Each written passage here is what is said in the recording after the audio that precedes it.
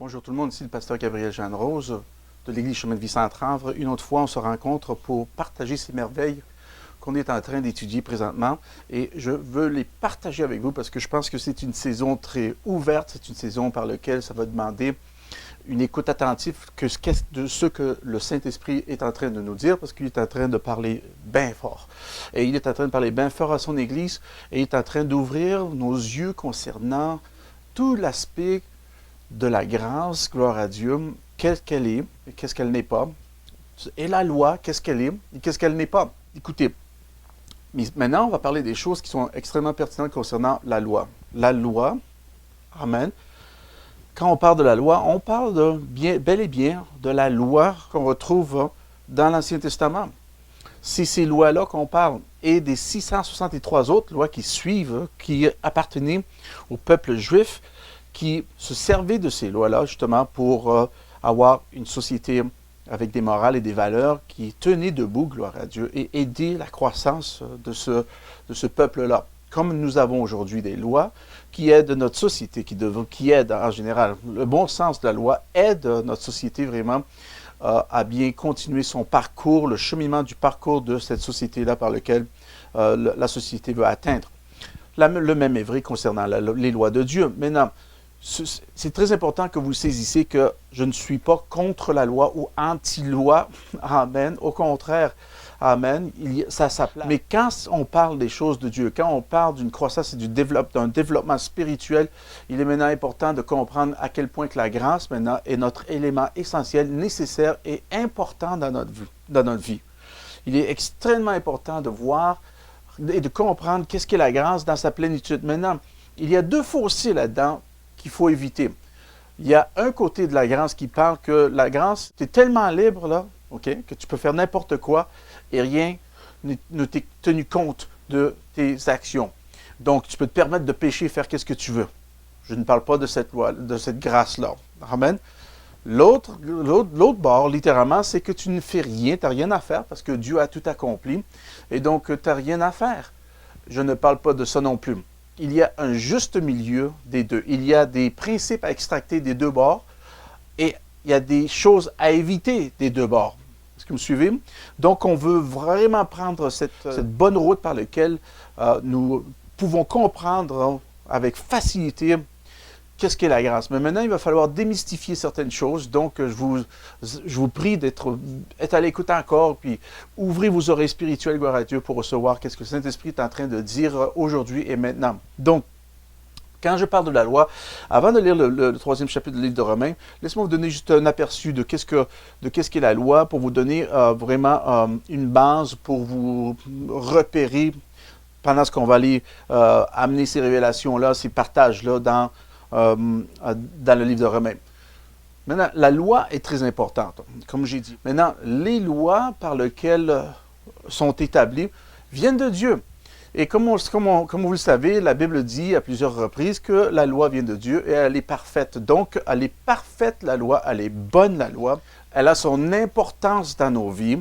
De base, elle a une importance.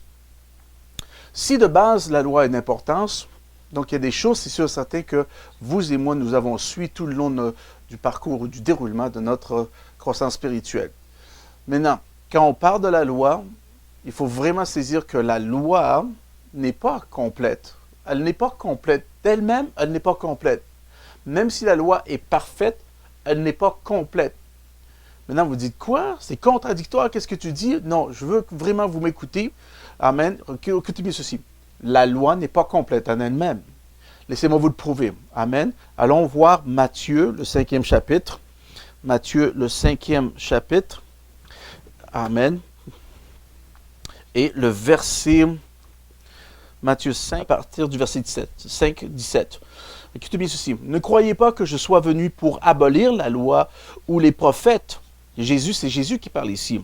Il dit, venu non pour abolir la loi, mais pour accomplir. Avez-vous vu ça? Accomplir. Il n'est pas venu pour l'abolir, mais pour accomplir. Il est venu pour accomplir. Wow! Il est venu pour accomplir. Et quand vous regardez le mot dans le grec, littéralement, ce mot accomplir veut dire rempli complètement. Complètement rempli. Imaginez-vous, Donc, si Jésus est venu pour complètement remplir le but de la loi, ça veut dire que la loi en elle-même n'est pas complète. Est-ce que vous suivez? Maintenant, pourquoi que la loi n'est pas complète? Parce que Jésus lui-même a dit que c'est lui qui est venu l'accomplir. Donc, si c'est lui qui est venu l'accomplir, il faut savoir qui est Jésus. Qu'est-ce qu'il a amené pour accomplir la loi? Je suis content que vous m'avez posé cette question. Allons voir dans Jean, le premier chapitre. Gloire à Dieu. Amen. Jean, le premier chapitre. Jean 1, le premier chapitre. L'évangile de Jean, le premier chapitre. Jean, l'évangile de Jean, le premier chapitre et verset 17. Écoutez-moi ceci. Ceci va être très important pour vous et moi de saisir, de le comprendre. Alors, s'il vous plaît, écoutez bien ceci. On a dit quoi? On a dit que la loi, elle n'est pas complète. On a lu dans Marc 5. Amen. On a lu dans Marc 5. De 18, on a lu de 17, on a lu verset 17, Matthieu 5, 17, on a lu que Jésus n'est pas venu pour abolir la loi, mais pour accomplir. Amen. Donc, s'il est venu pour accomplir la loi, ça veut dire que la loi n'est pas complète. S'il serait complète, Jésus n'aurait pas besoin de venir pour l'accomplir. Et pourquoi qu'il est venu l'accomplir? Qu'est-ce qu'il a amené pour que ça puisse s'accomplir, ça puisse surabonder, parce que ce mot accomplir dans le grec aussi parle de surabonder, une abondance, d'abonder. Amen. Donc, qu'est-ce qu'il peut amener? Qu'est-ce que Jésus peut amener pour abonder, surabonder? Amen. Pour accomplir la loi, puisque en elle-même, elle n'est pas complète. Alors, on va retrouver la réponse dans Jean, amen, l'évangile de Jean, le premier chapitre, verset 17. Pourquoi? Parce qu'on va savoir maintenant pourquoi que Jésus est venu. Regardez bien ceci. Verset 17, c'est qui dit, car la loi a été donnée par Moïse. La grâce et la vérité sont venues par Jésus-Christ. La grâce et la vérité. Qu'est-ce qui abonde ou accomplit la loi? La grâce et la vérité. Alors maintenant, pour cette raison maintenant, on dit que la grâce surabonde. Amen. Elle est l'ultime à atteindre. La grâce et la vérité. La grâce et la vérité. Maintenant, la grâce et la vérité ne peuvent pas se séparer comme Dieu ne peut pas se séparer de l'amour. Tu ne peux pas séparer l'amour de Dieu comme tu ne peux pas séparer Dieu de l'amour. Tu ne peux pas séparer de la grâce de la vérité comme tu ne peux pas séparer la vérité de la grâce. Ceci étant dit, maintenant c'est très important de comprendre son sens.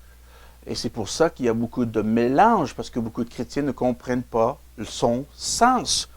Et donc, se retrouvent à faire encore beaucoup trop de choses qui est basées et placées sous la loi et non sous la grâce. Et maintenant, on va décortiquer ces choses à venir dans chaque vidéo qu'on va faire. On va essayer d'amener des tranches d'enseignement concernant ces matières-là pour amener une clarification complète dans ce domaine-là et enlever la confusion, amen, et les mauvaises pensées qui peuvent essayer de venir vous tricher de cette glorieuse vérité, gloire à Dieu. Amen. Maintenant, avoir dit ceci, maintenant on a fait la comparaison, on a vu dans Matthieu 5, on a vu que maintenant que Jésus est venu pas pour abolir la loi, mais il est venu pour accomplir. Donc, s'il est venu pour accomplir la loi, ça veut dire que la loi n'était pas complète en elle-même.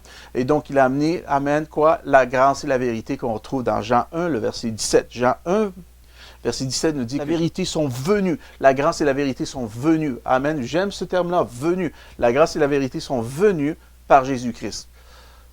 La loi a été donnée par Moïse, qui est un homme, mais la grâce et la vérité est venue par Jésus-Christ, qui est la deuxième personne de la Trinité. Gloire à Dieu. Alléluia. Notre Sauveur, notre Seigneur. C'est lui qui est venu l'instituer.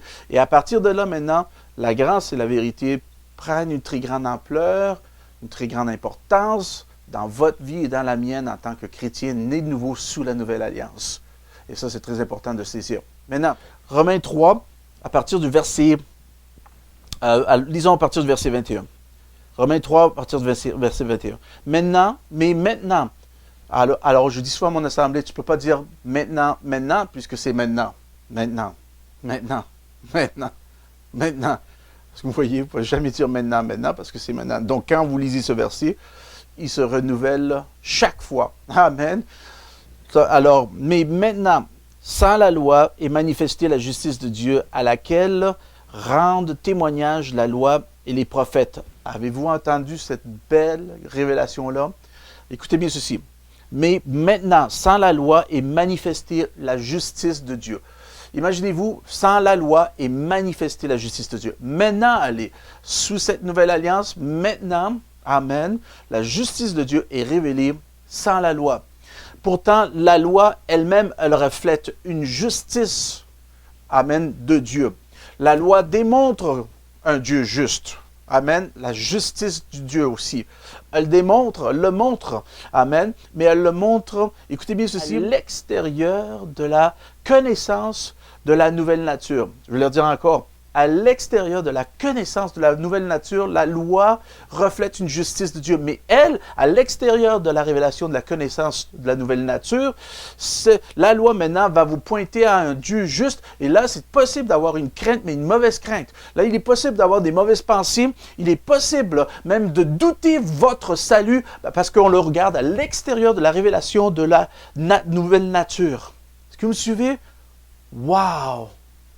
C'est pour ça qu'il y a beaucoup de personnes qui peuvent dire « Je connais Dieu », mais n'ont aucune relation avec le Seigneur Jésus-Christ. Beaucoup de personnes disent « J'aime Dieu », mais parle-leur de Jésus. Leurs cheveux vont dresser sur la tête. « Waouh, il ne faut pas capoter, là !» Amen. Est-ce que vous me suivez? Et ces personnes-là peuvent dire « Oh oui, j'aime Dieu ». Mais devinez quoi? Aucune relation. Qu'est-ce qu'ils voient? Ils voient un Dieu à l'extérieur de la révélation de la nouvelle nature. Ils ne peuvent pas comprendre la justice venant de l'intérieur de la révélation de la nouvelle naissance. Oh, c'est bon ça. Fait que, voyez ici maintenant, la justice de Dieu est révélée sans la loi.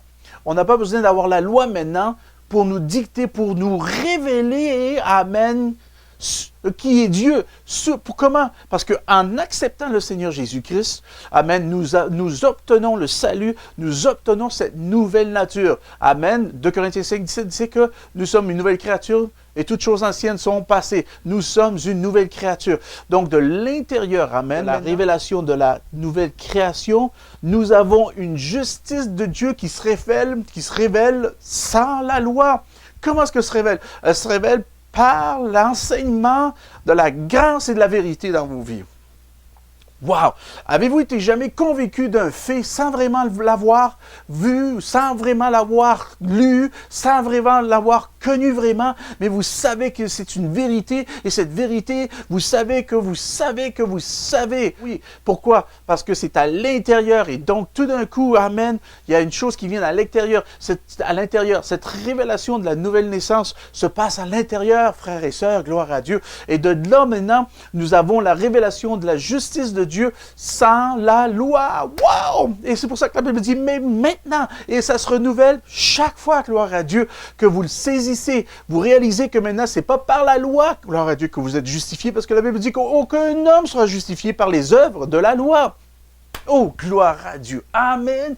C'est par la révélation de la justice à l'intérieur de l'encadrement, gloire à Dieu, de votre nouvelle nature. Là où est la grâce et la vérité, gloire à Dieu. Là où ce que Jésus-Christ, la Trinité, amen, réside en vous. Et le Saint-Esprit maintenant nous enseigne parce que, gloire à Dieu, la Bible dit que la grâce, elle nous enseigne. Et elle nous enseigne justement à renoncer l'impiété. Qu'est-ce qu'est l'impiété? L'impiété est l'inverse, amène au contraire de la piété. Wow! OK. Fait qu'est-ce qu'est la piété? La piété, c'est d'être en accord. Écoutez bien ceci, ça c'est vraiment bon. La piété, c'est d'être en accord avec la nature de Dieu. Ça veut dire qu'on s'accorde à tous les niveaux à la nature de Dieu. Est-ce que Dieu se promènerait tout nu sur la rue Sainte-Catherine? Non! Oh, pourquoi tu dis ça? Parce que c'est ridicule. Est-ce que Dieu se trouverait à vous mentir? Non, pourquoi? On ne trouve pas ça dans la nature de Dieu. Donc, on s'accorde avec la nature de Dieu. Qu'est-ce que la piété? La piété, c'est de s'accorder. C'est de mettre en accord avec la nature de Dieu. Est-ce que vous voyez maintenant, frères et sœurs, que si les personnes font X, Y, Z qui n'a pas d'allure, qui ne tient pas, gloire à Dieu, qui ne tient pas debout, qui ne tient pas selon les principes de Dieu, c'est parce qu'ils n'ont pas connu la grâce, et la grâce ne leur sont pas enseignés parce que peut-être ils ne sont pas enseignables. Parce que la Bible dit que la grâce, elle nous enseigne à renoncer des mauvais comportements, des choses qui sont dites mauvaises, des méchants mots qui sortent de votre bouche, des méchantes attitudes qui sortent de vos pensées. Amen. Des gestes violents, des gestes rebelles, des gestes qui ne reflètent pas l'amour. Maintenant, revenons à nos moutons. Amen. Concernant la grâce, la Bible dit ici dans verset 3, 21, mais maintenant, sans la loi est manifestée la justice de Dieu. Est-ce que vous le voyez maintenant? C'est pour ça que Paul disait, sans la loi, la justice de Dieu est manifestée. Pourtant, la loi reflète la justice de Dieu aussi. Mais elle le reflète de l'extérieur de la révélation, amen, de la nouvelle naissance. Amen. Est-ce que vous me suivez? C'est pour ça qu'il disait ça. Mais maintenant, lui, Paul, il ne parle pas de ça. Parce que maintenant, elle est manifestée sans la loi. Donc, il parle maintenant de regarder ça à l'interne. Il veut que maintenant, vous et moi, continuions à fixer nos regards, à fixer nos yeux sur la réalité de la nouvelle création à l'intérieur de nous, à l'intérieur par lequel maintenant, la justice de Dieu est puissamment établie dans vos vies et dans la mienne, gloire à Dieu, sans la loi. Maintenant, on n'a plus besoin de la loi de dire « tu ne peux pas faire ci, tu ne peux pas faire ça ». Maintenant, c'est une conviction de cœur. On s'est motivé par l'amour. L'amour nous motive maintenant à faire des gestes corrects, à ne pas parler mal, à ne pas penser croche, à ne pas sortir des mauvais mots dans nos bouches. Amen. C'est pas qu'on c'est une obligation, ça vient de l'amour. Ça vient parce qu'on est en accord avec la nature de Dieu. On comprend la nature de Dieu. On sait qui Dieu est. Dieu est notre Sauveur, notre Seigneur, et il nous transforme. Amen. Tout ce qu'on a à faire, c'est à garder nos yeux fixés sur ça, et on va voir la puissance de Dieu changer ces éléments dans ma vie, changer ces éléments dans vos vies, et vous allez commencer à marcher d'une façon pieuse, gloire à Dieu. Amen. Pieux, ça ne veut pas dire, c'est pas conservé pour tous ceux qui sont canonisés. Amen. C'est pas conservé pour X, Y, Z personnes qui sont super spirituelles. Non, non, non. Amen. Pieux et pieux, c'est pour vous et moi maintenant. Maintenant, nous sommes pieux. Vous êtes pieux, gloire à Dieu. Pourquoi? Parce que la nouvelle naissance est agissante en vous, gloire à Dieu. La grâce et la vérité va vous enseigner ces choses-là, ces révélations-là. Et c'est pour ça qu'il faut saisir la grâce et la vérité, parce qu'elles vont venir nous enseigner. Et c'est pour ça qu'on a besoin d'être enseigné, parce qu'on reçoit ces matières-là dans le domaine spirituel, et ça nous amène ce changement, gloire à Dieu. Ce changement nécessaire que vous et moi avons besoin. Amen. Maintenant, on va prendre une pause ici. Et je vais vous parler de deux mots concernant la justice de Dieu avant qu'on rentre dans la grâce et faire encore la comparaison entre la grâce et la loi. Je vais vous donner deux mots qui sont archi importants pour vous et moi à saisir concernant la justice de Dieu. Deux niveaux, deux côtés que la justice de Dieu dans la nouvelle alliance, sous la nouvelle alliance, amen. Cette justice-là va être archi importante pour vous et moi à le saisir, et ça va mettre beaucoup de pendules à l'heure, amen. Alors, tenez bon, le restant qui va suivre va continuer à être aussi pertinent et aussi bon, amen, que c'est maintenant. Je prie que vous aimez ces messages, et vous pouvez venir nous voir, nous visiter à Saint-Jérôme. Allez voir sur notre site internet. Notre site internet est le www.centrehavre.com. www.centrehavre.com. Un mot centre, Havre, H-A-V-R-E, centrehavre.com. Venez nous voir, nos vidéos sont là. Peut-être vous êtes en train de regarder une vidéo justement sur notre site internet. Venez nous voir. Venez voir l'Assemblée, gloire à Dieu. Une assemblée qui est vraiment en feu, qui est vraiment en amour avec Dieu. Il y a une synergie phénoménale. On est une famille, là, gloire à Dieu. On croit à l'esprit de famille, gloire à Dieu. Cet esprit qui est un esprit de famille, qui a une appartenance. On a vraiment, puis une croissance, puis c'est vraiment formidable. Si vous voulez vraiment grandir, si vous voulez vraiment apprendre, être équipé, être entraîné pour être relâché, ben, Chemin de vie centrale, c'est une église pour vous. Donc d'ici à ce temps-là, Pasteur Gabriel Jeannot, je vous dis que la joie du Seigneur soit votre force. À bientôt. Amen.